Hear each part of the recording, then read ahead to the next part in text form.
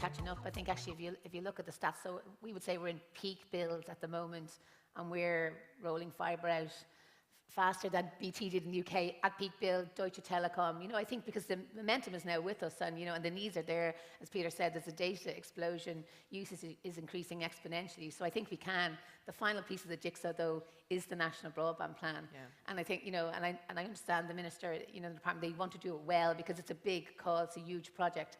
But I think the quicker we can do that and get on and filling in that, you know, last 500,000 or 600,000 homes, the better. But we certainly are catching up and can. And that could actually bring us to the top of the list if we do that really well. Our fibre to the home product is probably going to be the game changer in that the speeds that it'll offer for people, both upgrade and downgrade, will be tremendous. No, it'll take a while to develop it, but it is definitely what's needed. I mean, if we can make Sligo as competitive as Stockholm, if we can make Tipperary as competitive as Tokyo, that is going to have to be our challenge. And the challenge for Ireland is to get that step ahead. And some years ago, Stockholm invested about 6 or 7 billion in fibering the city. It ended up becoming the gaming capital of the world as a result. I think that all of us here, when we get our act together and make Ireland connected, that we will attract immense inward investment in the high-tech area, and not just high-tech, but in medical and in education. Can you imagine how you could do distance learning if you had the capability to just have the professors at Stanford talk into the home in County Donegal? That type of thing, wouldn't it be magnificent? We will get there. David's point in terms of, you know, small business, I think that is something we should all work on, because I think, you know, Irish consumers spent the best part of 4 million online last year. 75% of that went out of Ireland.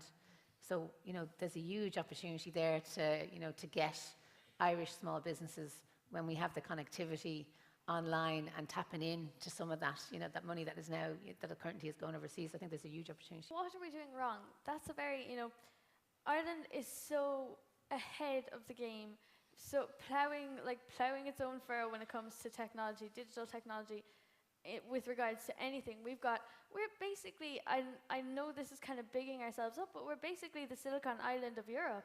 We've got Intel, we've got all these companies that are coming to Ireland because that's the place to be. And maybe, like, I'm no telecommunications expert, but maybe maybe our broadband and maybe our bandwidth isn't where it needs to be. But that doesn't mean that it's not good. It just goes to show that Ireland is doing so good at everything else that we need to really outdo ourselves in this area as well to help that along. Now, like, a rising tide will lift all boats. So, you know, we're shooting ahead in terms of all other aspects of technology, and I think you know, I think bandwidth and Wi-Fi and broadband is going to be pulled along with it, because, you know, without, you know, people talk about Apple and people talk about you know, laptops, devices, but without broadband, without connectivity, you'll lose interest in them very quickly. I mean, you know, the time that I spend on my computer, it's all spent on the internet. So, you know, I think it's not what we're doing wrong. It's how can we do just as good with our telecommunications. And the other thing we have here as an advantage is we have incredibly talented young people like Ciara. If you look at the BT Young Scientist exhibition, we've over the last 24 years, 14 of our winners in Ireland have gone on to win the European Young Scientist of the Year competition. So that's an incredible endorsement of the talented young people we have, and we need to continue to invest in our digital skills for our young people in education to make sure that the science, technology, engineering and maths subjects are to the forefront.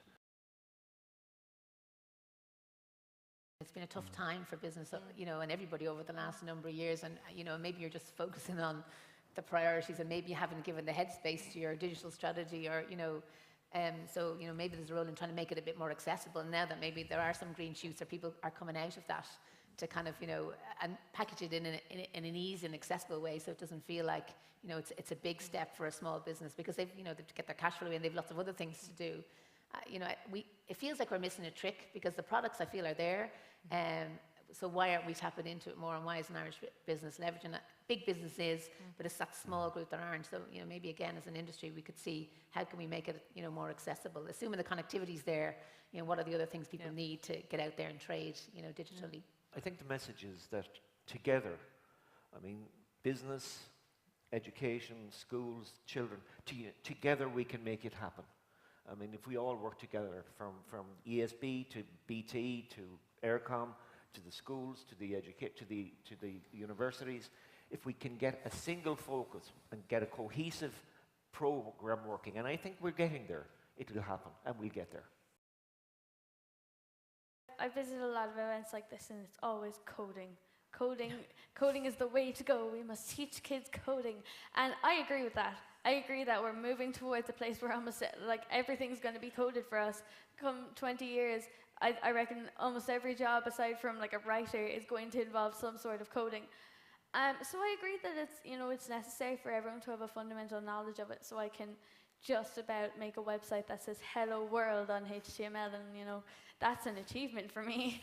But I think something that we're seeing now, this isn't going to be in the future. Something that we're seeing now is that in education and in business, digital technology is immersed in it. So through communication, through formatting presentations and communicating data, through communicating with people via emails and sending them documents, something that's come to light to me more recently is the fact that you can, for an event, if you want to register that you're going, you can go onto a Google Doc online and register yourself via there. Everything is becoming immersed in technology. It's not technology and real life. They're becoming one. So whilst coding mightn't be, coding is kind of like a very specialist subject, and whilst coding isn't something which everyone is going to be able to do, something that everyone is going to have to be able to do, and something which isn't, it's not a specialist area, everyone can do it, is use digital technology. And something that I'm seeing from young people is that, everyone's great at using digital technology for entertainment. I have a 4-year-old cousin who can open an iPad, get onto her favorite app, and she'll sit there playing for an hour. But that's not how digital technology is going to be used in the workplace. You're not going to go into work and sit down at your desk and watch Netflix. You're going to go into your work and do a PowerPoint presentation. So it's the use of digital technology in the appropriate setting is something which I think is vitally important in the education system. Because also, something that a lot of the naysayers are going to say, they're going to use the fact that coding is a specialist subject. And they're going to say, oh no, not everyone can do coding, so it's not fair that coding should be taught. There is no excuse when it comes to digital technology. It's a part of life now, and it's only right that part of the education system should be learning how to use it properly.